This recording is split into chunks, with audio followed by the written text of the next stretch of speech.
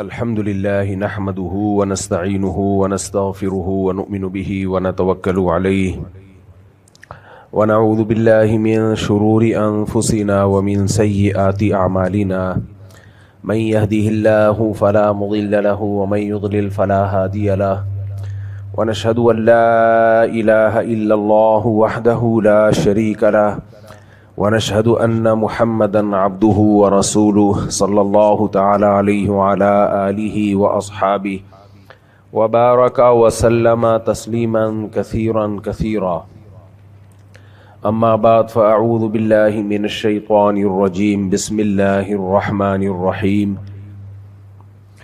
يا أيها الذين آمنوا من يرتد منكم عن دينه فسوف يأتي الله بقوم يحبهم ويحبونه أذلة على المؤمنين أعزة على الكافرين۔ قرآن مجید کی ایک آیت تلاوت کی ہے۔ اللہ تعالیٰ سے دعا ہے اللہ تعالیٰ صحیح طرح سے بات کہنے کی، سننے کی، سمجھنے کی اور پھر ہم سب کو اس پر عمل کی اللہ توفیق عطا فرمائے۔ قرآن کی جو میں نے آیت پڑھی، یا ایھا الذین آمنوا، اے لوگو جو ایمان لائے ہو، من یرتد منکم عن دینہ، تم میں جو بھی اپنے دین سے پیچھے ہٹے گا، فسوف یأتی اللہ بقوم، تو اللہ ایسے لوگوں کو پیدا کرے گا، یحبہم، جو اللہ سے محبت کریں گے، ویحبونہ، جن سے اللہ محبت کرے گا اور وہ اللہ سے محبت کریں گے، یجاہدون فی سبیل اللہ، اللہ کے راستے میں جہاد کریں گے، ولا یخافون لومۃ لائم، اور اللہ کے بارے میں کسی ملامت کرنے والے کی پرواہ نہیں کریں گے۔ اس آیت میں اللہ نے ایک طرح کی دھمکی دی ہے، من یرتد منکم عن دینہ، جو بھی اپنے دین سے پیچھے ہٹے گا۔ ارتداد کا مطلب دین چھوڑ دینا، یہ پیچھے ہٹنا۔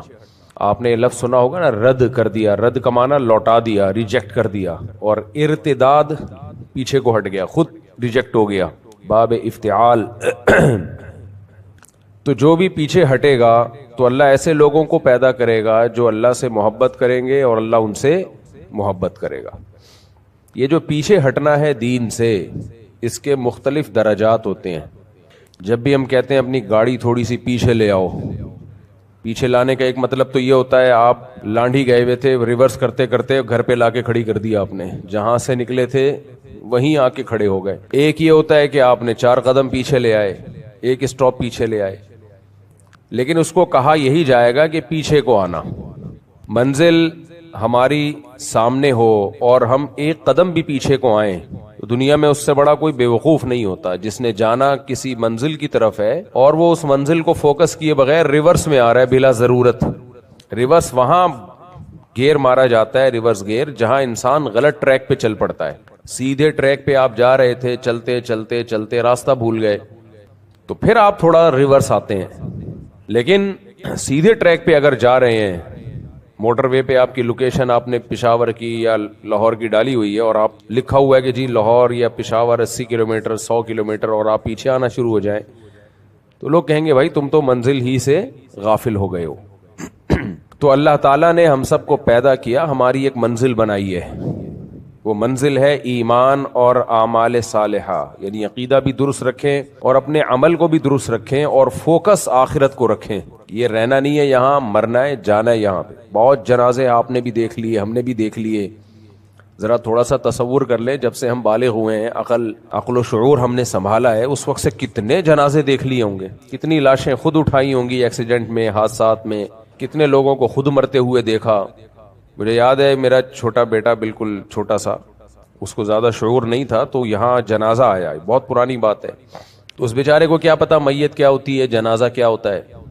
تو اس نے دیکھا کوئی صاحب لیٹے ہوئے ہیں کفن میں اور نماز پڑھی جا رہی ہے، نہ ہل رہے ہیں نہ جل رہے ہیں، تو گھر میں مجھے آ کے کہنے لگا، ابو آج میں نے ایک مرے ہوئے انکل کو دیکھا ہے، یعنی اس کا خیال ہے انکل تو ہیں لیکن یہ تو ہل بھی رہے ہیں، کچھ بھی نہیں کر رہے، تو یہ شاید مرے ہوئے ہیں۔ تو مجھے کہنے لگا آج میں نے چلتے پھرتے انکل تو بہت دیکھے، ایک انکل مرے ہوئے دیکھے۔ تو اس کی بات پہ تعجب اس لیے ہوا کہ جو مر جاتا ہے اس کو انکل نہیں کہا جاتا، جو مر گیا اس کو یہ نہیں کہا جائے گا مرے ہوئے انکل، مری ہوئی انٹی، مرے ہوئے چاچو، مرے ہوئے خالو، کسی کے خالو یہ سن کے نہ مر جائیں، مرے ہوئے ماموں، مرے ہوئے پھپھا، مرے ہوئے ابو، تو مرے ہوئے کو یہ نہیں کہا جاتا، اس کے سارے القاب اس سے چھین لیے جاتے ہیں. وہ تو میت ہے، میت کب آئے گی، میت کا جنازہ. آپ نے یہ نہیں دیکھا ہوگا کہ جو مرا ہوا ہو اس کو کہا جائے ماموں کو لے آؤ، پھپھو کو یہاں لے آؤ. نہ بھائی، میت کو، پھپھو کی میت کو یہاں لے آؤ، خالو کی میت کو یہاں لے آؤ، والد کی ابو کی میت کو یہاں لے آؤ، دادا کی میت کو یہاں لے آؤ. تو جب ایک ٹریک ہے، سب نے مرنا ہے. مسلمان اپنی منزل سیدھی رکھتا ہے، اسے پتا ہے کہ میں نے آخرت کے لیے بنا ہوں، میں دنیا کے لیے بنا ہی نہیں ہوں. اس وقت دنیا میں جو سب سے زیادہ جس چیز نے انسان کو تکبر میں اور اللہ سے غفلت میں ڈالا ہے وہ ترقی ہے. پاگل ہو گیا ترقی کر کے سن کے وہ سمجھ رہا ہے کہ بس یہی ہے، اور وہ اس دنیا کی ترقی کو دیکھ رہا ہے، اپنی حیثیت کو نہیں دیکھ رہا. دنیا ترقی کر رہی ہے میرے بھائی، لیکن سائنسدان ترقی نہیں کر رہے، وہ ترقی کے بعد بھی مر جاتے ہیں. جو ترقی کروانے والے ہیں وہ دنیا کو آگے چھوڑ کے خود پیچھے چلے جاتے ہیں. تو جس دنیا ترقی تو انسان کو کرنی چاہیے تھی نا، اور انسان کی حقیقی ترقی اس وقت تک ہو نہیں سکتی جب تک وہ موت کو آگے نہ دھکیل دے. میں سمجھا پا رہا ہوں اپنی بات؟ دیکھو، دو ترقیاں، ایک ہے اس دنیا کی ترقی، ایک ہے انسان کی ترقی. انسان تو ویسا ہی ہے، پہلے عمریں زیادہ لمبی ہوتی تھیں، اب عمریں کم ہو گئی. تو دنیا کو آپ ترقی دے رہے ہیں. اس کی اور آسان مثال دیتا ہوں میں. آپ نے اپنے لیے گھر بنایا، گاڑی بنائی، لوگ کہیں گے آپ ترقی کر رہے ہیں. آپ کا پہلا گھر تھا بوسیدہ گھر تھا، اس کو تھوڑا آپ نے کشادہ کر لیا، کچن کو توڑ کے آپ نے ریپیئر کر کے اچھا کچن بنا لیا. واش روم بھی خراب سا واش روم تھا، اس میں بڑے لگژری آپ نے نل کے شل کے لگا دیے. تو آپ مجھے بتاؤ، آپ ترقی کر رہے ہو یا آپ کا گھر ترقی کر رہا ہے؟ بولو نا. گھر ترقی کر رہا ہے. ٹینک اچھا بنوا لیا آپ نے، گھر میں ایئر کنڈیشن لگوا دیا، سولر پلیٹیں لگا کے بیڑا غرق کر دیا اپنے پیسوں کا آپ نے، کیونکہ گورنمنٹ نے اسکیم کیا کر دی، چینج کر دی، کیونکہ حکومت بھی کھیلتی ہے لوگوں کے ساتھ. پہلے پلیٹیں بکوائیں لوگوں کو لالچ دے کے، پھر یونٹی اتنے گرا دیے ہیں کہ کس قدر ضلالت ہے آپ اندازہ لگاؤ. تبھی لوگوں کا اعتماد ہٹتا ہے ان لوگوں پہ. کس قدر لوگوں کے ساتھ کھیلتے ہیں یہ لوگ. بد دعائیں جو پڑتی ہیں تو بلا وجہ نہیں پڑتی ہیں. دنیا میں کہیں ایسا نہیں ہوتا کہ آپ لوگوں کو ایک لالچ دو، یہ تو معاہدے کی خلاف ورزی ہے. آپ لوگوں کو ایک لالچ دو اور لوگ دھڑا دھڑ سولر پلیٹیں خرید لیں، اور اس کے بعد آپ کہو کہ یونٹ ہم نے کم کر دی ہیں، جبکہ آپ کو پتا ہے لوگ لاکھوں روپے لگا چکے ہیں. کوئی بات نہیں، مجھے پتا ہے غم کیوں نہیں ہوتا، آخرت ہے نا. خدا کی قسم، آخرت کا تصور سارے غموں کو زیرو کر دیتا ہے، سارے غموں کو زیرو کر دیتا ہے. آخرت نہ ہوتی تو میں مر چکا ہوتا ویسے ہی. کیوں مر چکا ہوتا ہے آپ سب کو پتا ہے. آخرت کا تصور نہ ہوتا ہم سب ڈپریشن سے پاگل ہو چکے ہوتے.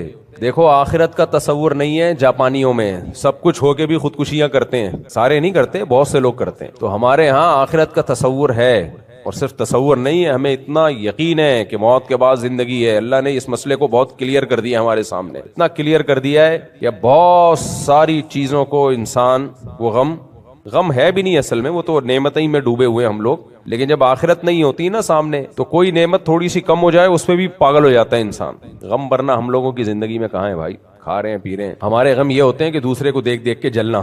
آج کل جو مارکیٹ میں غم چل رہا ہے وہ کیا چل رہا ہے؟ صبح اس کو پراٹھے مل رہے ہیں کم وقت کو، دوپہر کھانا بھی مل رہا ہے، رات کھانا بھی مل رہا ہے، شام کی چائے بھی مل رہی ہے، رات کو سونے کے لیے جگہ بھی ہے، پھر بھی ٹینشن میں ہے. کیوں؟ دوسروں کو دیکھ رہا ہے. ابے اس نے تو یہ بھی لے لیا، وہ تو وہ بھی کر لیا، وہ تو آن لائن بزنس بھی شروع کر دیا، وہ تو جس کام میں ہاتھ ڈالے چمتکار ہو جاتی ہے. تو کوئی بات نہیں یار، مر جاؤ گے، ختم. جو آگے نکل گیا وہ مر کے کہاں جائے گا؟ یار آپ لوگ بول لیا کرو میرے بھائی. جو آپ سے آگے نکل گیا تو کہاں جائے گا؟ آ رہا ہے قبرستان میں، ملاقات ہونے والی ہے، کوئی ٹینشن کی بات نہیں ہے. لوگ موت کو غم سمجھتے ہیں، حالانکہ موت غم بھلانے کا سب سے بڑا ذریعہ ہے. لوگ سمجھتے ہیں موت سب سے بڑی ٹینشن ہے. بھائی صاحب، موت نہ ہوتی تو ہم ٹینشن سے مر جاتے. مرتے نہیں کیونکہ موت نہ ہوتی، لیکن پاگل ہو جاتے. تو یہ تو اللہ کا بڑا فضل ہو گیا، اللہ نے ہمیں بتا دیا تم مر کے مٹی نہیں ہو جاتے. حضرت علی رضی اللہ تعالی عنہ سے کسی نے پوچھا، دیکھو بعض صحابہ ایسے تھے جن پہ خوف کا بڑا غلبہ تھا. حضرت ابو بکر، حضرت عمر یہ کہا کرتے تھے کاش ہم پیدا ہی نہ ہوتے. جو اہل اللہ ہے نا، ان پر اللہ کے، کسی پہ اللہ کے خوف کا غلبہ ہوتا ہے، کسی پہ اللہ کی محبت کا غلبہ ہو جاتا ہے. تو حضرت ابو بکر سے یہ منقول ہے، وہ کہتے کاش میں گھاس کا تنکا ہوتا، کاش یعنی اللہ کے سامنے کھڑے نہ ہونا پڑتا. لیکن حضرت علی رضی اللہ تعالیٰ عنہ سے منقول ہے، وہ فرماتے اگر ہم پیدا نہ ہوتے تو ہم اللہ کو کیسے پہچانتے؟ تو ان پہ اللہ کی معرفت کا غلبہ تھا. ہم اگر نہ ہوتے، یعنی اللہ کی پہچان اللہ سے تعلق یہ اتنی بڑی لذت ہے کہ اچھا ہوا ہم پیدا ہو گئے. دیکھو یہ پوری کائنات جو بنی ہے نا, یہ وہ میں گھر والی مثال سے ہٹ نہ جاؤں, مجھے یاد دلانا. گھر کا میں نے واش روم ٹھیک کروا دیا تھا اور کچن ٹھیک کروا دیا تھا. کیا کیا رہ گیا تھا؟ 2-3 چیزیں رہ گئی تھی, وہ بھی ٹھیک کرواتا ہوں انشاءاللہ. تو لیکن ٹھیک کروا کے آپ خوش نہ ہو, پھر آپ کو ماروں گا. آپ سمجھ رہے ہیں سب کچھ ٹھیک ہو جائے گا بھائی, ابھی پھر اس کے بعد جس نے بنایا ہے اس کو ماروں گا میں. وہ مثال میں انشاءاللہ کمپلیٹ کروں گا. تو کیا مثال چل رہی تھی ابھی جو, ہاں حضرت علی رضی اللہ تعالیٰ عنہ کی مثال دے رہا تھا میں. حضرت علی رضی اللہ تعالیٰ عنہ فرماتے تھے, ان سے منقول ہے کہ ہم پیدا نہ ہوتے تو اللہ کی معرفت پہچان کیسے ہوتی. یہ بڑی زبردست بات کی ہے. آج دیکھو سائنسدان جب یہ تحقیق کرتے ہیں نا, ایک ویڈیو میں دیکھ رہا تھا کائنات کی وسعتوں کے بارے میں, مجھے یہ ویڈیوز بڑی اچھی لگتی ہیں. تو کتنی بڑی کائنات ہے اور کیسی کہکشائیں ہیں. تو ایک سائنٹسٹ نے کہا کہ اگر انسان نہ ہوتا تو یہ سب تو راز چھپے رہتے. کون کہتا کہ اسے کیوں بنایا گیا ہے, کس مقصد کے لیے بنایا گیا. اتنی بڑی کائنات جس کے رازوں سے پردے اٹھ رہے ہیں, تو کوئی تو ہو جو سبحان اللہ کہنے والا ہو. یہ اس کی بات کو میں اپنے الفاظ میں بیان کر رہا ہوں. اس نے سبحان اللہ الحمدللہ نہیں کہا, وہ تو صلو علی الحبیب والے بھی نہیں تھے. تو کون ہوگا جو اس کائنات کو دیکھ کے اس کے رازوں کو فاش کرے گا اور اس کی گہرائیوں میں غوطے لگائے گا اور ہر روز کوئی نت نئی تحقیقات سامنے لائے گا. تو جانوروں میں تو یہ کچھ بھی نہیں ہے, وہ تو پیدا ہوئے مر گئے ختم. تو اس سے اس حدیث کی تائید ہوتی ہے. وہ حدیث تو کمزور ہے, ضعیف ہے, لیکن اس کا مفہوم درست ہے, قرآن سے ثابت ہے اس کا مفہوم. کنت کنزا مخفیا, اللہ کہتے ہیں میں چھپا ہوا خزانہ تھا, میں نے چاہا کہ میں ظاہر ہو جاؤں, اس لیے اللہ نے انسان کو پیدا کیا. یعنی اللہ نے جو کائنات بنائی, اپنی طاقت, اپنی قدرت, اپنے کمالات, کوئی اس کے کمالات کو پہچاننے والا تھا کیا؟ فرشتے تو اللہ کو دیکھ رہے ہیں, ان کو اس مادی حقیقت کو تھوڑی پتہ ہے کیا کیا کمالات ہیں. وہی وعلم آدم الاسماء کلھا, اللہ نے اس زمین کی جتنی بھی مادی اشیاء ہیں ان کے حقائق آدم علیہ السلام کے سامنے کھولے ہیں, فرشتوں کے سامنے نہیں کھولے. ان کو پتہ ہی نہیں ہے, ان میں یہ صلاحیت ہی نہیں ہے. تو انسان ہے جو یہاں چیزوں کو دیکھ کے حیران ہوتا ہے, بھائی یہ کیسے, یہ کیسے, یہ کیسے, یہ کیسے. تو وہ پھر بنانے والے کی تعریف کرتا ہے. کوئی بھی دنیا میں مینوفیکچرر کمپنی ہو یا کوئی بنانے والا ہو, وہ اپنی بنی ہوئی پروڈکٹ سے پہچانا جاتا ہے. دیکھو جو نظر آ رہا ہو وہ دیکھ کے پہچانا جاتا ہے, جو نظر نہ آ رہا ہو وہ ان چیزوں سے پہچانا جاتا ہے جن چیزوں کو اس نے, میں جملہ جان کر ادھورا چھوڑتا ہوں تاکہ آپ اس کو کمپلیٹ کر لیں. جو بنانے والا ہوتا ہے اور نظر نہ آ رہا ہو تو ہمیں وہ اپنی بنی ہوئی چیزوں سے پہچانا جاتا ہے. پولیو کی ویکسین جس نے بنائی اور جس نے پوری دنیا میں پھیلائی نا, پوری دنیا اس کو سلام کرتی ہے, پوری دنیا اس کو سلام کرتی ہے کہ اس نے انسانیت کی بڑی خدمت کی, سوائے پاکستانیوں کے, سوائے پاکستانیوں. تو بہت سارے کام الحمدللہ ہمارے یہاں ایسے ہیں کہ وہ سازش ہر چیز کو, کیونکہ ہم نے جن حکمرانوں کو اکثر کو دیکھا کہ وہ سازشی ہیں, تو ہمارا سسرال کو دیکھا وہ سازشیں کرتا رہتا ہے ہمارے خلاف. سسرال والوں نے اپنے سسرال کو دیکھا کہ وہ سازشیں کرتا رہتا ہے. امام نے کمیٹیوں کو دیکھا کہ میرے خلاف سازشیں کرتی رہتی ہیں. کمیٹیوں نے امام کو دیکھا یہ مسجد پہ قبضہ کرنے کے چکر میں ہمارے خلاف سازشیں کر رہا ہے. باس کو دیکھا, اپنے امپلائیز کو دیکھا, آپ کے جو ساتھ تھے ان کو دیکھا کہ وہ آپ کے خلاف دفتر میں سازشیں کر رہے ہیں, آپ کی ٹانگیں کھینچ رہے ہیں اور باس کے سامنے آپ کی برائیاں کر رہے ہیں, آپس میں بھی برائیاں کر رہے ہیں. جب آپ سامنے بیٹھتے ہیں تو ایسا لگتا ہے اس سے زیادہ کوئی نیک دنیا میں پیدا ہوا ہی نہیں ہے. تو ہر جگہ آپ کو اسٹیبلشمنٹ کو آپ نے دیکھا, الیکشن میں کون کھڑا ہو رہا ہے, جتوا کس کو رہا جا رہا ہے, ٹھیک ہے نا. ایسی جگہ سے لوگ جیت رہے ہیں جہاں سے کھڑے ہوا ہی نہیں. اچھا پھر سیاستدانوں کو دیکھا ایک دوسرے کی ٹانگیں کھینچ رہے ہیں, سازشیں کر رہے ہیں. اسٹیبلشمنٹ کو جب اپنی باری آتی ہے تو باپ بناتے ہیں, جب اپنا مسئلہ نہیں ہوتا تو پھر وہی سب سے ملک دشمن بن جاتی ہے, وغیرہ وغیرہ وغیرہ وغیرہ وغیرہ. اس پہ بولنے کے لیے بہت کچھ ہے. تو اتنی سازشیں پاکستانیوں نے دیکھی ہیں, اتنا کچھ دنیا میں دیکھا ہے. اب تو سڑک بن رہی ہوتی ہے, ایسا لگتا ہے کہ کیا ہے, سازش ہے. اچھا کام بھی ہو رہا ہوتا ہے, یہ کیا لگتا ہے, گٹر کے ڈھکن لگ رہے ہیں, لگتا ہے یہ بہت بڑی گیم کھیلی جانے والی ہے. ہمارے گیم اصل میں یہ گیم مذکر لفظ ہے اردو میں, یہ پنجاب میں جا کے مؤنث ہو گیا. ایسا لگتا ہے بہت بڑا گیم کھیلا جانے والا ہے ہمارے ساتھ. گٹر کے ڈھکن لگ رہے ہیں, اس کا مطلب ٹینٹ کچھ ہونے والا ہے, ٹھیک ہے. یعنی کوئی تھوڑا سا ہمیں منہ میں مٹھائی دے کے خوش کیا جا رہا ہے بڑے زہر کے انجیکشن کے لیے. بعض دفعہ دیکھو قرآن میں آتا ہے نا, سنستدرجہم من حیث لا یعلمون. جتنی پچھلی قوموں پہ عذاب آیا ہے, وہ جب ان پہ شروع میں آزمائشیں آتی تھیں وہ پھر بھی نہیں سدھرتے تھے, تو پھر اللہ ان کو ترقی دیتا تھا کہ ٹھیک ہے پھر غافل ہو جاؤ, پھر ایک ہی دفعہ میں ماروں گا. تو حکومت کچھ اچھے کام کر رہی ہوتی ہے, ہمیں ایسا لگتا ہے اب اس بڑی چپت لگانے والے, اب ہمیں 2-4 ڈکن وکن لگا کے اب کچھ بہت بڑا گیم کھیلا جانے والا ہے ہمارے ساتھ. تو پٹرول سستا ہو جائے تو لگتا ہے کہ اب ڈبل مہنگا ہوگا. کیا خیال ہے بھائی؟ میں نہیں کہہ رہا ایسا ہوگا, مجھے نہیں پتا.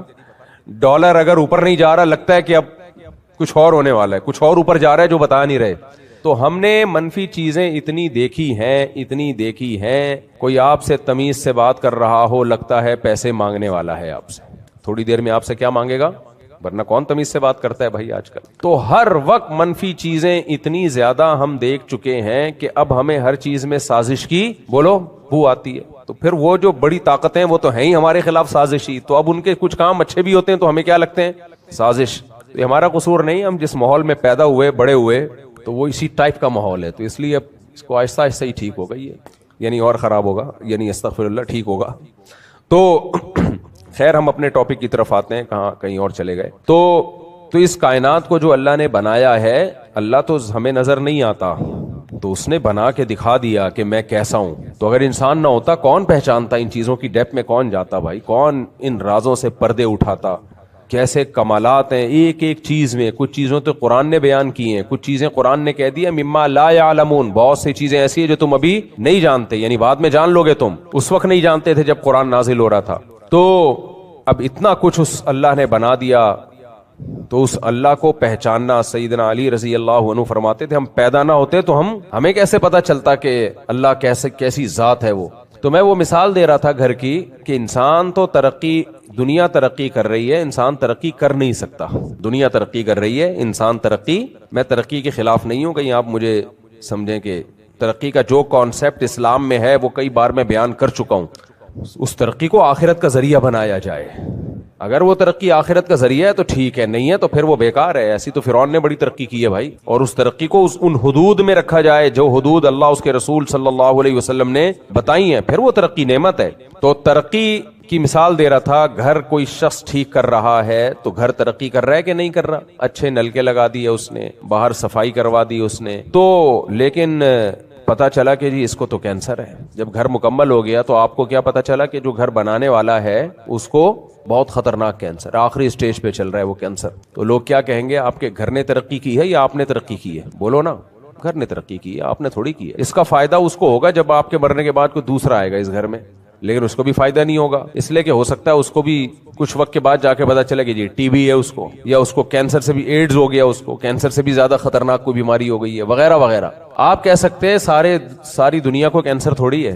دیکھو یہ تو ہم کمپیئر کر رہے ہیں نا ایک دوسرے کے ساتھ کہ اس کو کینسر ہے اس کو نہیں ہے. بھائی کمپیئر کیوں کر رہے ہو, ہم دنیا میں ترقی اپنی ترقی کے لیے کرتے ہیں, لیکن ہماری ترقی کی راہ میں سب سے بڑی رکاوٹ موت ہے. کینسر نہیں ہوگا تو ایکسیڈنٹ سے مر جاؤ گے, ایکسیڈنٹ نہیں ہوگا شوگر سے مر جاؤ گے, شوگر نہیں ہوگا ہارٹ اٹیک سے مر جاؤ گے, ہارٹ اٹیک نہیں ہوگا کچھ اور بیماری ہوگی, بخار سے مر جاؤ گے. میں نے ایسے لوگ بھی دیکھے ہیں ہٹے کٹے میرے دوستوں میں, ایسے صحت مند, صرف ایک فیور آیا, بخار آیا ہے, نکل لیے. میرے پاس فون آیا, مفتی صاحب آپ کے فلاں دوست کا انتقال ہو گیا. کتنی عمر تھی ان کی, 30 سال, جوان. بھائی کیا ہوا یار, ابھی پچھلے ہفتے تو ملاقات ہوئی ہے, وہ جی بخار آیا تھا وہ بگڑ گیا, بس اسی میں انتقال ہو گیا. بھائی کیسے بگڑ گیا یار, اتنی زبردست اینٹی بایوٹک آج کل ایجاد ہو چکی ہیں, بخار کی 20 قسمیں ایجاد ہو چکی ہیں. نہیں بھائی ابھی تو ملے تھے, آپ نے کئی دفعہ سنا نہیں ہوگا یار پچھلے ہفتے تو میری ملاقات ہوئی تھی. تو یہ سارے مسائل سائنسدانوں کے ساتھ بھی ہیں, جو ترقی کروا رہے ہیں ان کے ساتھ بھی ہے, جو کمپنیاں ہیں ان کے مالکان کے ساتھ بھی ہیں. تو ترقی ترقی ترقی ترقی کا بھوت سوار ہو گیا ہماری کھوپڑی شریف پہ, اور لوگ جو بنانے والا ہے اس سے غافل ہو چکے ہیں. اس کی دی ہوئی نعمتوں کے ذریعے تو ترقی کر رہے ہیں. کوئی ایک چیز مجھے ایسی بتاؤ. ایک طالب علم نے سوال پوچھا تھا نا کسی پروفیسر سے کہ جب ساری ترقیاں ہم خود کر رہے ہیں, انسان اتنا آگے جا چکا ہے, تو ہم خدا کو کیوں مانے, کیوں اس کی عبادت کریں, کیوں اس کے احکامات کو فالو کریں. خدا نے معاذ اللہ کیا دیا ہے ہمیں, اللہ نے تو ایسی زمین اٹھا کے دے دی تھی. آپ ہزاروں سال پرانی زمین کو دیکھیں تو کچرا کنڈی لگے گی میرا خیال ہے. کیا خیال ہے بھائی, کچھ بھی نہیں تھا. تو یہ تو سارا کام ہم نے کیا ہے. تو کتنی بڑی بھول ہوتی ہے انسان سے. آپ نے کیا کیا ہے بھائی, آپ نے کیا کیا اس میں. ہاتھ آپ کو اللہ نے دیے, یہ تو آپ نے نہیں بنائے. آنکھیں آپ کو اللہ نے دی دیکھنے کے لیے, یہ تو آپ نے نہیں بنائے. سوچنے کے لیے دماغ کس نے دیا, بولو. دیا سوچنے کے لیے تھا, لیکن سوچنا آج کل اس سے جا نہیں رہا. تو سارے کام اللہ نے دیے, اور پھر اس ترقی کے لیے جتنے انسٹرومنٹ دنیا میں ہمیں چاہیے تھے وہ بھی سب اللہ کے پیدا کردہ ہیں. تو پھر تکبر کیسا بھائی, ساری چیزیں بھیک میں ملی ہوئی ہیں. اور اپنی اوقات یہ ہے کہ 2 وقت کی روٹی نہ ملے ترقی گئی تیل لینے, 2 وقت کی روٹی نہ ملے सब बर्बाद, बारिशें बंद हो जाए, सारी दुनिया की तरक्की वर्ल्ड ट्रेड सेंटर की तरह धड़ाम से जमीन बोस हो जाए, खाली एक बारिश रुक जाए, वो केमिकल से मिसाइल छोड़ छोड़ के कुछ वक्त तक बरसाते रहेंगे, उसके बाद बेड़ा गर्क। ये जो आजकल बारिशें हो रही हैं मार्च में, मैंने तो जिंदगी में नहीं कभी देखी भाई, मार्च में इतनी बारिशें हैं। अप्रैल में आपने कभी देखी हैं? मुझे नहीं याद पड़ता अप्रैल में कभी हमने बारिशें देखी। चलो एक आध छींटा मीठा हो गया, बादल गुजर रहा था, 2-4 छींटे मारता हुआ चला गया, ये तो प्रॉपर बारिशें हो रही हैं। इससे पता चलता है भाई दुनिया का जो क्लाइमेट है वो क्या हो रहा है। और माहिरीन की रिपोर्ट ये है कि दुनिया का जो माहौल चेंज हो रहा है ना, उससे सबसे ज्यादा मुतासिर पाकिस्तान है। ये हम भुगतेंगे, ये इन्हीं तरक्की याफ्ता लोगों के कमालात हैं, समझ रहे हो। अपने लिए तो इन्होंने बड़े अलग अलग उसूल बनाए हुए हैं, हमारा बेड़ा गर्क किया हुआ है। बारिश तो अल्लाह की नेमत है, लेकिन पता नहीं जून जुलाई में अब क्या होगा, जो जुलाई अगस्त में क्या होगा। तो और हमारे लिए तो rain is the blessing of God but it is a source of trouble for the people of Karachi. यही तो मैट्रिक में रट्टा लगा के याद किया था हमने। देखो मैट्रिक में जो हमें सब्जेक्ट याद करवाए जाते थे वो भी कैसे, वो भी टेंशन वाले सारे। पहला जुमला बस अच्छा है, rain is the blessing of God, आगे बट के बाद आगे सारी। कुरान में जहां बारिश का तस्करा है, बट का तस्करा नहीं है, आगे बट है भाई। कुरान हमेशा बारिश के बारे में कहता है अल्लाह की रहमत, अल्लाह की नेमत, मैं इसके जरिए मुर्दा जमीन को जिंदा करता हूं, चश्मे जारी करता हूं। लेकिन कराची में जब बच्चे को मैट्रिक में मजमून याद करवाया जा रहा है तो पहला जुमला तो कुरान से ले लिया, rain is the blessing of God, but के बाद सोर्स ऑफ ट्रबल की सारी अकसाम बयान कर दी। ट्रैफिक जाम हो जाता है, गटर से यहां से लोग गिरते हैं, दूसरे से निकलते हैं, बीमारियां फूटती हैं, वो पूरा मजमून अभी मुझे याद नहीं है। तो तभी तो हमारा दिमाग क्या हो चुका है, मनफी। जो चीज जो सबसे बड़ी अल्लाह की नेमत है उसमें भी हम घबराना। सबसे पहले तो लाइट जाती है, 2-4 छींटे पड़ते हैं, लाइट गई। यानी केयर है भाई, पब्लिक की केयर का ख्याल है कि करंट लगने से कोई मर ना जाए। तो आने के बाद भी तो करंट लग सकता है भाई, और लगते हैं, लोगों को खंबे से चिपके हुए होते हैं। अल्लाह बचाए, सबको जिंदगी दे। खैर, फिर हम अपने दुखड़ों की तरफ चले जाते हैं, बार बार टॉपिक चेंज होता है। तो मैं ये अर्ज कर रहा था कि आपने घर बना लिया, आपका घर तरक्की कर गया, बहुत कुछ हो, आपने कपड़े अच्छे बना लिए, वेस्ट कोट अच्छी पहन लिया आपने, और सूट टाई बनवा लिया आपने, शूज भी अच्छे खरीद लिए। तो ये कंपनियां तरक्की कर रही हैं, वेस्ट कोट की कंपनी ने भी तरक्की कर ली होगी, जूतों की कंपनी ने भी तरक्की कर ली होगी। आप तो मेरे भाई तरक्की जब होगी जब आप मौत को धकेल दो। आप तो रोज बरोज फांसी के फंदे के करीब जा रहे हो। जब मैं ये मिसाल देता हूं ना फांसी के फंदा, तो लोग डर जाते हैं, अबे फांसी, हमें थोड़ी फांसी होने वाली है। तो भाई जिसको फांसी होने वाली होती है तो फांसी के बाद उसको क्या होता है, वही होता है जिसको नहीं होने वाली होती। क्या ख्याल है? अबे भाई जिसको फांसी सुना दी गई हो, 10 साल कैद बामुशक्कत या 10 साल कैद बिला मुशक्कत और के बाद फांसी, तो उस फांसी वाले को फंदे में लटका के मार दिया जाता है ना, तो मुझे और आपको फंदे में लटकाए बगैर मार दिया जाएगा। फर्क यह है कि जो मौत का जो तरीका होगा वो क्या इख्तियार किया जाएगा। किसी को ट्रक के नीचे लाके मारा जाएगा, डंपर के नीचे कुछ स्टिकर बनाया जाएगा उसका, किसी को जो है कैंसर से मारा जाएगा, किसी को शुगर से मारा जाएगा, किसी को गुर्दों खराब करके मारा जाएगा, कोई ससुराल के हाथों पिटेगा, कोई दूसरी करेगा, और डिप्रेशन से मारा जाएगा, सिर्फ डिप्रेशन से तो मरेगा भाई। नहीं यकीन आता, आप हमारे यहाँ के जनाजे देख लिया करो, हर हफ्ते कोई एक आध तो आया हुआ होता है। हमारे तो करीब करीब मस्जिदें, जनाजे भी डिवाइड हुए हुए होते हैं। अगर एक महल्ले में एक मस्जिद होती तो अब जनाजे ही हो रहे होते हैं। यहाँ पे हरम में देख लो आप, जो लोग उमरा करने हज करने जाते हैं, हर नमाज के बाद अस्सलातु अलल जनाइज, और वो एक जनाजा नहीं होता, याद रखो। हरम में जो जनाजा हो रहा होता है, इमाम हरम मस्जिद नबवी में या मस्जिद हराम में जब जनाजे की नमाज पढ़ाते हैं तो वो एक नहीं रखा हुआ होता, कई जनाजे एक टाइम एक नमाज में होते हैं। थोड़ी सी आबादी कहीं बढ़ जाए तो फिर जनाजों का रेशो देखा करो। तो मैं आपको डरा नहीं रहा, ना कुरान हमें मौत याद दिला के डराता है। कुरान हमारे सामने एक हकीकत को खोलता है। वो हकीकत ये है, या अय्युहन्नास, ए लोगो, ला यगुर्रन्नकुमुल हयातुद दुनिया वला यगुर्रन्नकुम बिल्लाहिल गरूर। ए लोगो, तुम्हें ये दुनिया की जिंदगी धोखे में ना डाल दे। बड़े बड़ों को धोखे में डाला इसने, अभी नहीं लग रहा, जब मौत आएगी तो इंसान कहेगा वाकई हम धोखे में पड़े हुए थे। वला यगुर्रन्नकुम बिल्लाहिल गरूर, और जो शैतान है वो भी तुम्हें लंबी लंबी उम्मीदें दिला के धोखे में डालेगा। शैतान को भी अल्लाह ने धोखेबाज कहा, और इस दुनिया की जिंदगी को भी अल्लाह ने कंप्लीट मुकम्मल करें, इस दुनिया की जिंदगी को भी अल्लाह ने धोखेबाज कहा। दोनों को बड़ा धोखेबाज, क्योंकि गरूर का लफ्ज मुबालगे का सीगा अरबी में یہ جو ہم اردو میں کہتے ہیں نا غرور، تکبر، غرور اردو میں اس کا کانسیپٹ الگ ہے، عربی میں اس کا تصور الگ ہے۔ عربی میں غرور دھوکہ دینے کو کہتے ہیں، مغرور عربی میں قابل ترس لفظ ہے، جس بیچارے کو دھوکہ دے دیا ہو اس کو عربی میں مغرور کہا جاتا ہے، بیچارہ۔ اور اردو میں مغرور کسے کہا جاتا ہے؟ متکبر، کہتے ہیں بڑا مغرور آدمی ہے۔ لیکن اردو میں یہ لفظ آیا عربی سے ہے اور صحیح معنوں میں کنورٹ ہوا ہے، کیونکہ جو متکبر ہوتا ہے نا وہ بھی اپنے بارے میں دھوکے میں ہوتا ہے کہ میں کوئی بڑی فلم ہوں، دھوکے میں ہوتا ہے وہ، اس کو شیطان نے دھوکہ دے دیا اور یہ دھوکے میں آ گیا، اس لیے اس کو کیا کہا جاتا ہے؟ مغرور۔ لیکن اصل لفظ مغرور کا جس کو دھوکہ دے دیا گیا ہو، اور غرور غین کے زبر کے ساتھ، غرور نہیں غین کے زبر کے ساتھ، غرور دھوکہ دینے والا، بڑا دھوکہ دینے والا، یعنی مبالغہ اس میں۔ تو اللہ نے فرمایا وَلَا يَغُرَّنَّكُمْ بِاللَّهِ الْغَرُورُ، تمہیں دھوکہ دینے والا شیطان دھوکے میں نہ ڈال دے۔ شیطان کیسے دھوکہ دیتا ہے؟ قرآن میں اس کی مختلف مثالیں ہیں، اور ان مختلف مثالوں میں دو چیزیں کامن ہیں، یعنی ان تمام مثالوں کو جمع کریں تو دو اصول سامنے آتے ہیں شیطان کے دھوکہ دینے کے۔ نمبر ایک، لمبی لمبی امیدیں دلاتا ہے۔ کیا دلاتا ہے؟ لمبی لمبی امید، وہ امیدیں دلاتا ہے ابھی تو ایکچولی ابھی دیکھو کیا ہونے والا ہے، بحریہ ٹاؤن لگا دے، بس سب کچھ اٹھا کے کہاں لگا دے۔ مجھے بحریہ ٹاؤن بولتا ہوں، میرے بچہ یاد آتا ہے، ابو بھیڑیا ٹاؤن چلیں، بھیڑیا ٹاؤن۔ بچے بھی یار خدا کی قسم انٹرٹینمنٹ کا سب سے بڑا اس کو وہ منہ سے نکلتا نہیں نا، چھوٹا ہے، ابو بھیڑیا ٹاؤن چلیں گھومنے۔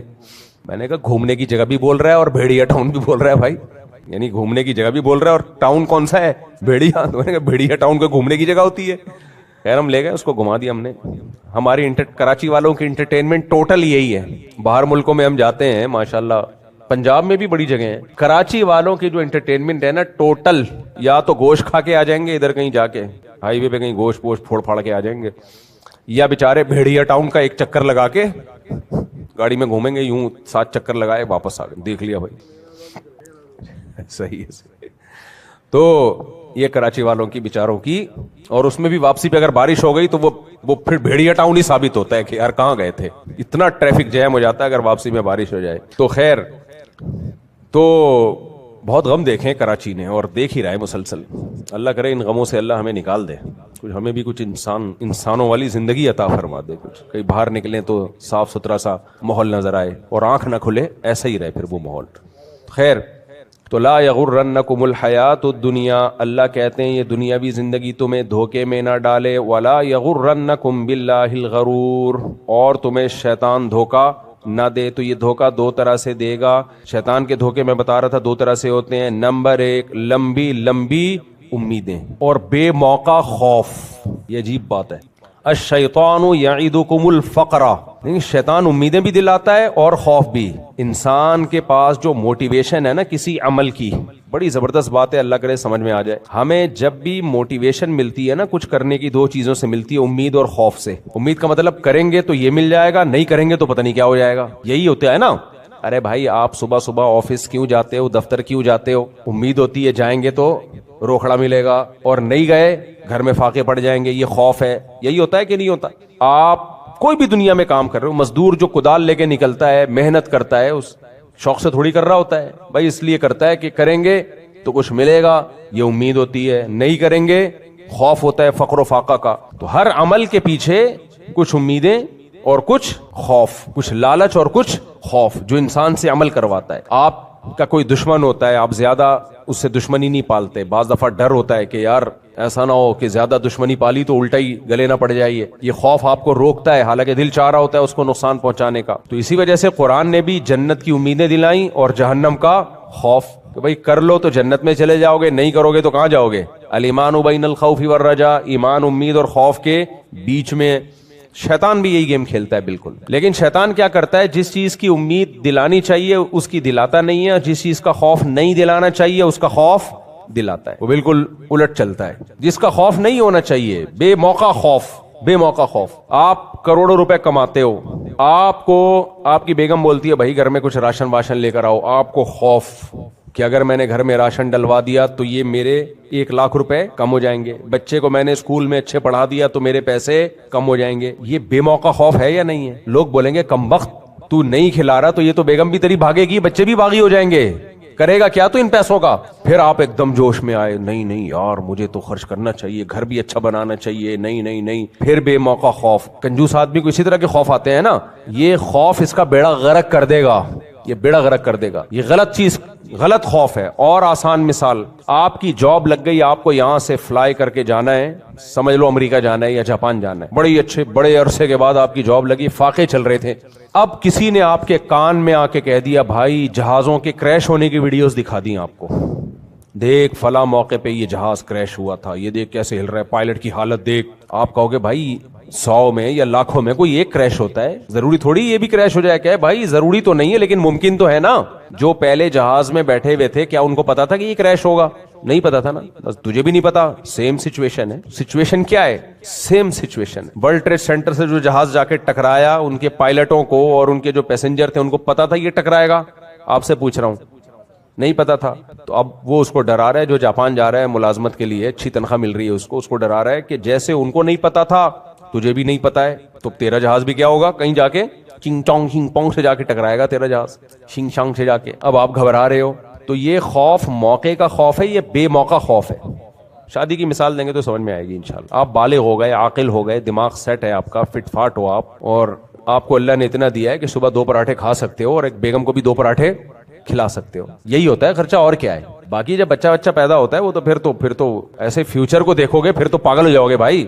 لوگ پتہ ہے کیا دیکھ رہے ہوتے ہیں شادی میں, ابھی شادی ہوگی اس کا خرچہ, پھر بچہ پیدا ہوگا اس کا خرچہ, پھر بچہ تھوڑا سا بڑا ہوگا اس کی خوراک چینج ہوگی اس کا خرچہ, پھر بچہ اسکول میں جائے گا پھر اس کا خرچہ, پھر اس کو ساری زندگی پڑھانا ہے پھر اس کا خرچہ, پھر اس کو ڈاکٹر بنانا ہے 4 سال. تو آج کل فیس اتنی چل رہی ہے میڈیکل کالجز کی, تو اس وقت کیا فیس ہوگی, سونے کا ریٹ ویٹ ایک اندازہ لگا کے اتنا خرچہ. پھر وہ کم بخت انسان کا بچہ نکلا یا نہیں نکلا اس کا خرچہ, یہ بھی تو ہوتا ہے. ساری انویسٹمنٹ کر دی پھر بھی ایک ہی ہوتا ہے نا. آج کل تو ایک آدھ سے زیادہ ہو نہیں رہے بھائی, تو اس لیے ان کو بڑا فوکس ہوتا ہے کہ یار یہی ہو. زیادہ ہوں گے تو چلو یار 2-4 اسپیئر میں بگڑنے کے لیے کیا ہو گیا, 2-4 بگڑے بھی گئے. تو ہر گھر میں ایک آدھ پہلے بگڑا ہوا ہی پیدا ہوتا تھا, تو ایک آدھ ہوتا تھا, اب تو ایک ہی ہے. اس پہ ساری انٹینشن جو ہے, ساری توجہ اس کے اوپر. اب یہ کیلکولیشن, میرے جو دوست میرے ساتھ بالغ ہوئے تھے نا وہ اب تک وہ کیلکولیشن میں لگے ہوئے ہیں. سمجھ میں آ رہی ہے بات؟ کیلکولیٹر لے کے بیٹھے ہوئے کمارے اسی طرح کی. میں کہتا ہوں اب تکلف کی ضرورت نہیں ہے, چھوڑ دو, کیلکولیشن کرتے رہو. سونا جب نیچے جائے گا تو کر لینا خیر, اور سونا نیچے جانے سے بالکل بھی خوش نہ ہوا کرو. میں نے آپ کو پہلے بتا دیا ہے کہ یہ نیچے اس لیے جاتا ہے تاکہ ڈبل اوپر جائے. پیٹرول نیچے جانے سے بالکل بھی خوش بولو نہ ہوا کرو. ڈیزل جو نیچے جاتا ہے اس لیے جاتا ہے تاکہ ڈبل اوپر جائے. تو پھر سوال پیدا ہوتا ہے خوش کس چیز سے ہوں. آپ بولو گے مفتی صاحب ہم آپ کے بیان سننے ٹینشن کے لیے نہیں آتے, ہم دینی باتیں سننے کے لیے آتے ہیں, تو آپ ہمیں ٹینشن کیوں دے رہے ہو؟ تو میں ٹینشن ختم کر رہا ہوں کہ جتنی چیزیں نیگیٹو ہیں ختم ہو جائیں گی ایک دن, کیونکہ ہم ختم ہو جائیں گے. سمجھ میں آ رہی ہے بات؟ ہم سے پہلے باپ دادے اسی ملک میں رہ کر گئے ہیں کہ نہیں؟ کراچی کی بات کر رہا ہوں, پورے ملک کی بات نہیں کر رہا. اسی کراچی میں رہ کر گئے ہیں نا, زندگیاں گزار لیں تو چلے گئے, تو بس ختم. ہم بھی نکل لیں گے پتلی گلی سے, گٹر کے ڈھکن لگیں نہ لگیں, ہم نے تو بھائی آگے جانا ہے یار. یہ سوچ کے ہم زندہ ہیں, خوش ہیں الحمدللہ. خیر, تو میں کیا بات کر رہا تھا یار, آج میں ٹاپک میں دائیں میں بہت ہو رہا ہوں. تو وہ بے خوف جو ہے نا, بے خوف, کیلکولیشن کی بھی آپ نے, یعنی بے موقع خوف, بے خوف نہیں بے موقع خوف. تو یہ شیطان کی طرف سے ہوتا ہے کہ میں شادی کروں گا, پھر بچہ ہوگا, پھر فلانا, پھر ڈمکانا. ایک عجیب مصیبت میں ڈال دیا بھائی. جو عقل مند آدمی ہے وہ دیکھتا ہے یار ابھی کیا ہے میرے پاس, فی الحال بیگم کو کھلانے کے لیے ہے, بسم اللہ. دیکھو اس کہنے کراچی میں ایک خوف یہ بھی ہے کہ یہ جمانا جائے گا تو پھر کوئی ڈاکو نہ مار کے چلا جائے, تو خوف ہی خوف. تو یہ بے موقع خوف ہے, بے موقع خوف. بھائی دیکھو ہمیں بھوک لگتی ہے اور جیب میں روٹی کے پیسے ہوں تو ہم کیا کرتے ہیں, کھا لیتے ہیں. حالانکہ ممکن ہے قبض ہو جائے, اٹک جائے. تو آپ نے لکھا کہ اگر میں نے یہ روٹی کھائی تو اس بات کا بھی امکان ہے کہ قبض ہو جائے, اور اس بات کا بھی امکان ہے کہ موشن لگ جائیں. تو پہلے میرے پاس موشن کے علاج کا خرچہ یا قبض کا خرچہ ہے یا نہیں ہے؟ ابے پاگل کے بچے, کھا لے یار تو آرام سے بیٹھ کے. جو بنیادی ضرورتیں ہوتی ہیں وہ فوراً پوری کی جاتی ہیں, اس کے بعد دیکھا جاتا ہے اس کو مینج کیسے کرنا ہے. تو میں بار بار جو چیختا رہتا ہوں نا کہ شادی بھی انسان کی روٹی کی طرح بنیادی ضرورت ہے, ذہن میں رکھو. یہ روٹی کی طرح بنیادی ضرورت ہے, پراٹھے کی طرح بنیادی ضرورت ہے, अंडे मछली की तरह, जैसे डॉक्टर कहते हैं ना अंडा खाओ, मछली खाओ, रोटी खाओ, ये खाओ, वो खाओ, ऐसे ही डॉक्टर कहते नहीं है, लेकिन कहना चाहिए जब बालिग हो जाए तो फौरन शादी करो, इसलिए कि आपको जैसे रोटी की भूख लग रही है, शादी की भूख उससे डबल लगती है। समझ में आ रही है बात कि नहीं आ रही? ये आपकी बॉडी की रिक्वायरमेंट है, बॉडी चाहती है। नहीं होगा तो इसका दिमाग खराब होगा, डिप्रेशन में जाएगा, पागल होगा। ये हो गए हैं पागल, बहुत से नौजवान आते हैं, मुझे लगता है खिसक चुका है भी है। और फिर खुदा न ख्वास्ता कोई इश्क मुआशके में आ गया, फिर तो खुदकुशियां भी हो रही हैं। 18-18 साल के लौंडे खुदकुशियां कर रहे हैं। खैर अभी ये टॉपिक नहीं है, अभी असल टॉपिक की तरफ आता हूं। असल तो यही था, लेकिन दूसरे टॉपिक की तरफ आता हूं। तो असल तो यही है ना, ये इसलिए है कि ये सोसाइटी की जरूरत है। देखो मुझे शादियां करनी होती ना, इसलिए मैं शादी बयान कर रहा होता। तो आप कहते हैं मुफ्ती साहब यार तुम हर वक्त, इसकी मिसाल है जैसे कोई हर वक्त सदक़े के फजाइल कोई इमाम बयान कर रहा हो, तो ये वहम होने लगता है कि इमाम साहब की जेब खाली हो गई, ये चाहते हैं कि कोई उनको सदका दे। तो ये वहम हो सकता है, ऐन मुमकिन है इमाम की ये नीयत ना हो, लेकिन ये वहम हो सकता है कि यार ये हर वक्त सदका लेके बैठे हुए। कोई बीवी शोहर के हुकूक पर इमाम साहब हर वक्त बयान कर रहे हो, तो इसका मतलब शायद यार अपनी बेगम को समझाना चाह रहे हो। तो ये वहम हो सकता है। तो अगर मेरी एक होती, दो होती, बाकी दो ना होती, चार पूरी ना होती, मैं फिर शादी कर रहा होता, आप कहते यार लगता है मुफ्ती साहब अभी इनका दिमाग सेट हुआ नहीं है, इनको अभी पूरे रिश्ते मिले नहीं। तो ये इसलिए फजाइल सुन रहे हैं क्योंकि और भी आ जाए। तो भाई हमारा तो निसाब कंप्लीट हो गया ना, क्या ख्याल है? हमारा तो कोई लेना देना नहीं है। तो अब तो मेरे इखलास पे यकीन कर लो मेरे भाई कि मैं अपने लिए नहीं कर रहा, ये सब आपके लिए कर रहा हूँ। अच्छा खैर, एक जुमला बीच में करके बस असल टॉपिक की तरफ आता हूँ। एक बात याद रखो, मैं जो ये नजरिया चला रहा हूँ, 2 शादियां 3 शादियां, इसमें लोग सीरियस नहीं हो रहे हैं, इसको मजाक समझ रहे हैं लोग। कैसे? जब करने पे आते हैं ना तो सीरियसली नहीं करते। कुछ लोग ने करना धरना है नहीं, बीवी को टॉर्चर करते रहते हो, हर वक्त घर में शादी की बात करके धमकियां देते रहते हैं, अगर तुम ठीक नहीं हुई मैं दूसरी शादी कर लूंगा। ये गलत है, ये बिल्कुल गलत। आप एक चीज जिसको शरीयत ने एक जरूरत सोसाइटी की करार दिया, उसमें बीवी के जज्बात से खेलने की आपको इजाजत नहीं है, खेलने की इजाजत नहीं है। आपने करनी है, आप उसके कंधे पे रख के बंदूक ना चलाएं कि तुम्हारे अंदर चूंकि खराबी है इसलिए मैं कर रहा हूं। एक तो आप उस पर सोकल ला रहे हो और जिम्मेदार भी उसी को ठहरा रहे हो, तो बगैर छुरी के ज़बा कर दिया आपने उसको। ऐसे मौके पे तो कहा जाएगा तुम्हारे अंदर कोई खराबी नहीं है, उसको और ज्यादा अपने करीब किया जाएगा। दूसरी बात यह कि करनी हो कर लो, रोजाना घर में ये टॉपिक छेड़ के घर का माहौल खराब, बोलो ना, मत करो। ये टॉपिक छेड़ के घर का माहौल खराब मत करो। ये बिल्कुल ऐसा ही है, देखो शौहर मर जाए तो क्या होता है, चीखना चिल्लाना होगा, 4 महीने 10 दिन इद्दत होगी, उसके बाद औरत को सुकून आ जाएगा कि नहीं आ जाएगा? लेकिन मरा नहीं है, हर वक्त कह रहा है बेगम हो सकता है मैं मर जाऊं। बोलो ना, बेगम हो सकता है मैं मर जाऊं। कह रही क्या हुआ, कैंसर हो गया? नहीं कैंसर तो नहीं है, हो सकता है हो जाए। ये क्या कर रहे हो आप? आपको होना उसको हो जाएगा, ये चल रहा है मार्केट में। शौहर जब दूसरी शादी करता है बीवी के लिए वो ऐसा ही होता है जैसे मर गया, बेवा हो गई, यानी एक गम पहुंचता है उसको। लेकिन उसके बाद आहिस्ता आहिस्ता नॉर्मलाइज हो जाती है चीजें, अगर वो सब्र करना चाहे। लेकिन ये जो टॉर्चर है ना, मैं कर रहा हूं, रिश्ता आया हुआ है, आज मुझे अपनी कुलीग पसंद आ गई है और मैं जा रहा हूं रिश्ता देखने के लिए। अच्छा तुम चाय नहीं बना रही टाइम पे, कर लूं दूसरी, ले आऊं? ये क्या कर रहे हो यार तुम? मुझे बद्दुआएं दिलवा रहे हो। अपनी बेटियों का, अपनी बहनों का सोचो।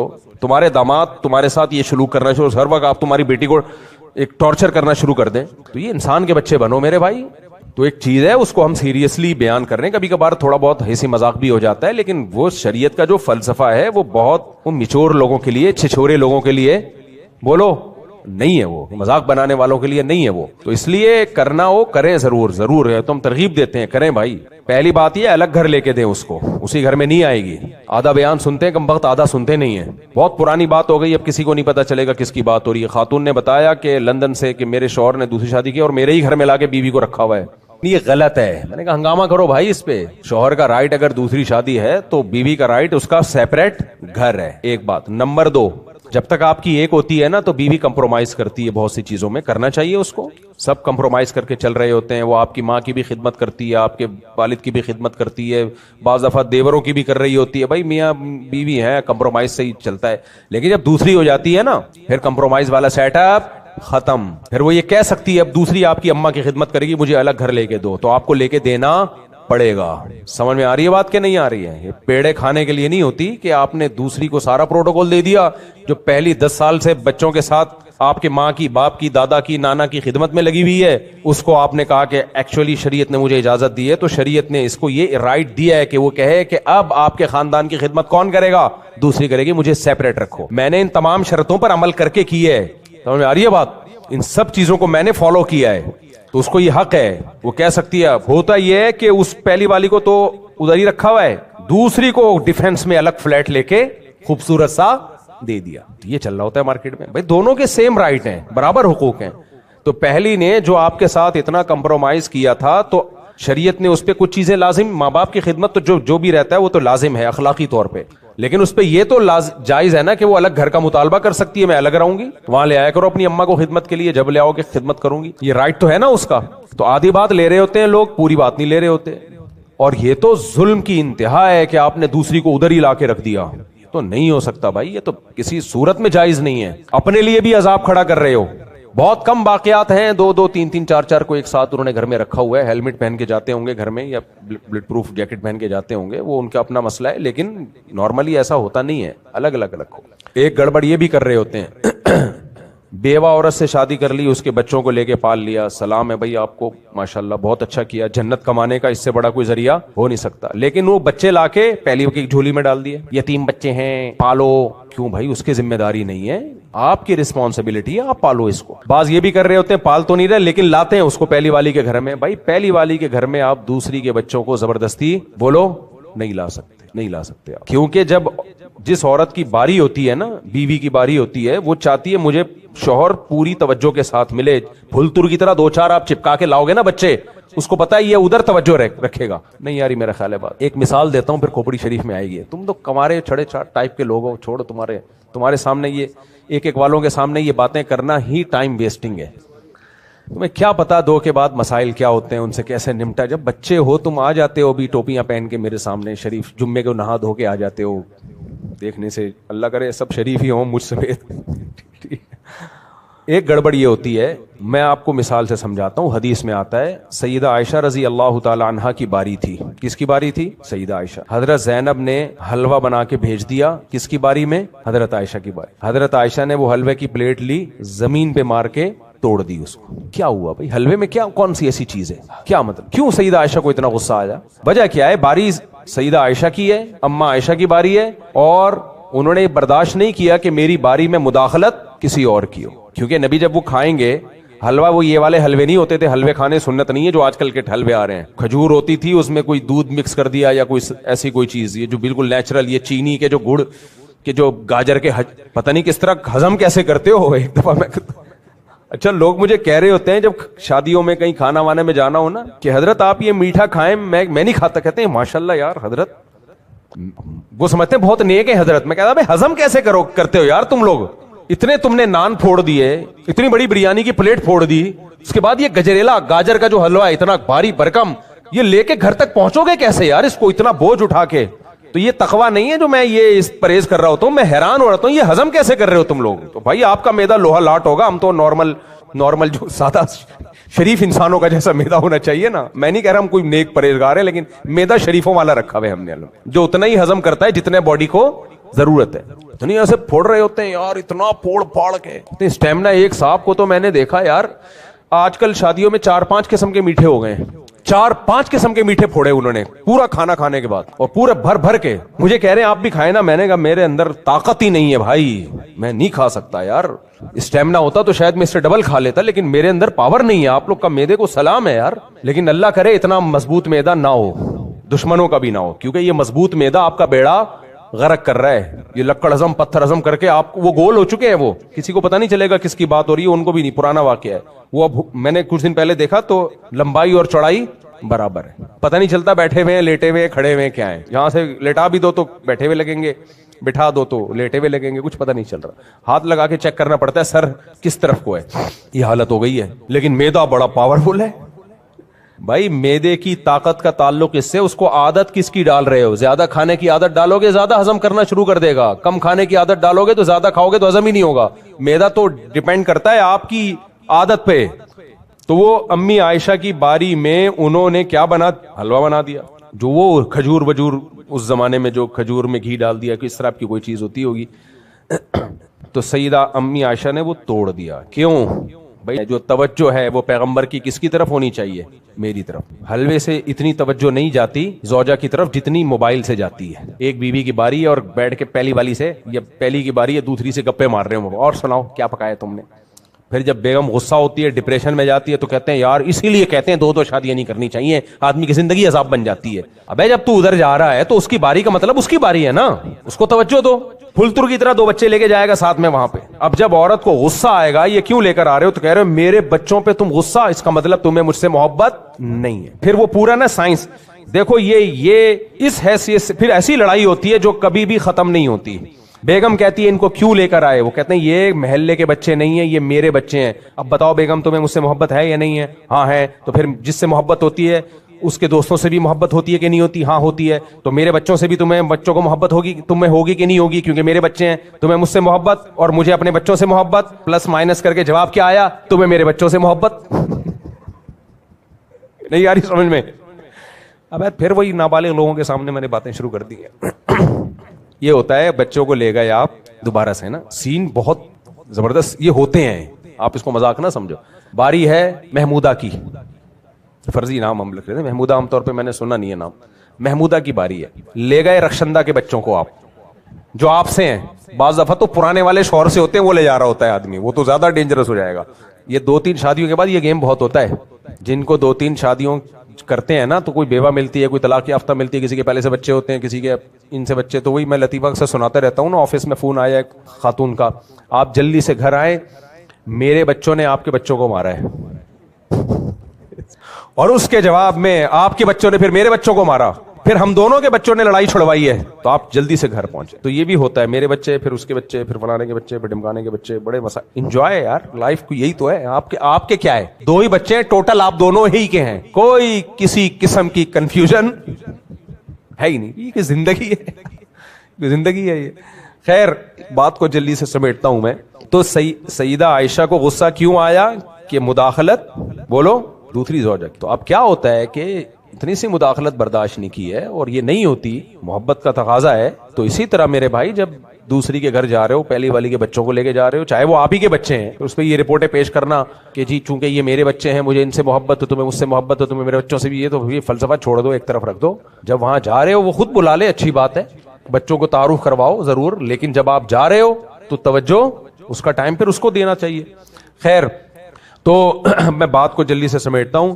میں مثال یہ میں نے شروع کی تھی کہ انسان جتنی بھی ترقی کر لے میرے بھائی, یہ ترقی انسانوں کی نہیں ہوتی, یہ ترقی اس دنیا کی ہوتی ہے. سمجھتے ہو؟ میری اور آپ کی حقیقت میں ترقی اس وقت ہوگی جب ہم اپنی عمر کو بڑھا لیں. ایسی میڈیسن آ جائیں کہ انسان اب 2000 سال زندہ رہے گا. زندگی تو وہی ہے جہاں کے کھڑے ہوئے تھے ہم, بہت زیادہ 80 سال 90 سال. جاپان میں تو شروع سے ہی صدیوں سے لوگ لمبی زندگی جیتے ہیں, اور کچھ ممالک ایسے ہیں تو 100 سال نکال لیتے ہیں. گلگت بلتستان میں پہاڑی علاقوں میں 100 سال کے لوگ ہوتے ہیں, لیکن وہ بھی بالآخر کیا ہو جاتے ہیں, بوڑھے.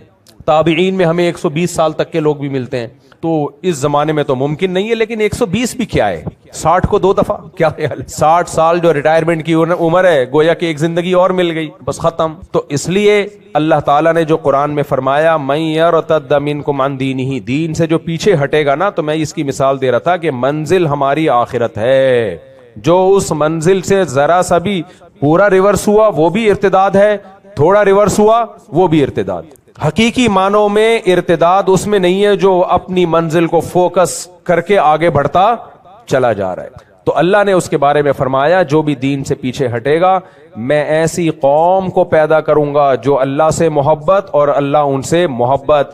اس میں اللہ نے بتا دیا کہ دین سے اگر پیچھے نہیں ہٹنا چاہتے تو اللہ کی محبت پیدا کر لو, کیونکہ جو پیچھے ہٹے ہیں نا ان میں ایک ہی چیز کی کمی تھی, اللہ سے محبت کی کمی تھی. تو اللہ ایسے لوگوں کو پیدا کرے گا جو اللہ سے محبت کریں گے. جب اللہ سے محبت کریں گے تو پیچھے ہٹیں گے. پھر انسان کو جس سے محبت ہوتی ہے اور کانفیڈنٹلی ہو, اس کو پتا ہو کہ محبت بھی ٹھیک ہے. بعض دفعہ حرام محبت ہوتی ہے, دل ملامت کرتا ہے کہ یہ ٹھیک نہیں ہے, لیکن جو محبت جس کا حکم ہو, عقل اور ضمیر مطمئن ہو اس محبت پہ, اس محبت میں انسان کی سپیڈ ہمیشہ محبوب کی طرف ہوتی ہے, اس سے پیچھے نہیں ہوتی. تو اس لیے صوفیاء کرام میں اس کو بہت زیادہ فوکس کیا جاتا ہے کہ اللہ کی محبت پیدا کی جائے. ہمارے دل خشک ہو چکے ہیں, جھاڑیاں بن چکے ہیں, اجڑ چکے ہیں. ہمارے حضرت مفتی رشید احمد صاحب ہمیں ذکر بتایا کرتے تھے, اس کو تصوف کی زبان میں اشغال کہا جاتا ہے، تو مختلف اشغال کرتے ہیں نا. بعض اذکار ایسے ہیں کہ ان کو مخصوص طریقے سے کیا جائے ان کا اثر بہت زیادہ ہوتا ہے، اگرچہ وہ سنت سے ثابت نہیں ہے لیکن وہ علاج کے طور پہ ان کو سنت سمجھنا بدعت ہے.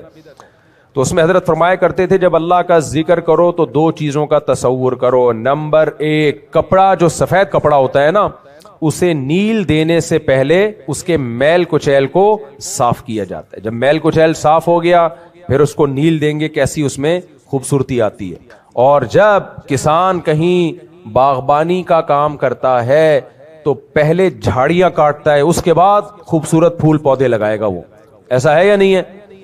تو فرماتے تھے جب اللہ کے ذکر کے لیے بیٹھو اس نیت سے کہ اللہ کی محبت پیدا ہو. دیکھو وظیفے پڑھنے والے جن چڑیل بھوت بھگانے والے بہت ہیں اس نیت سے وظیفے پڑھنے والے، میرا روزگار لگ جائے، میرا یہ کام ہو جائے، میرا وہ کام ہے، اس نیت سے بہت لوگ ہیں. اللہ کے لیے، اللہ کو راضی کرنے کے لیے ذکر کرنے والے مارکیٹ میں کیا ہیں؟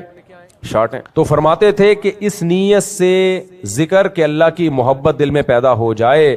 اللہ کی محبت ہے نیل کی طرح، پھولوں کی طرح. تو وہ محبت جب تک پیدا نہیں ہوگی جب تک اللہ کے علاوہ کی محبت کے کانٹے اور میل کچیل دل سے نکل نہ جائے. سمجھ میں آ رہی ہے بات کہ نہیں آ رہی ہے؟ تو اللہ کے علاوہ سب کچھ مارکیٹ سے کیا کیا جائے؟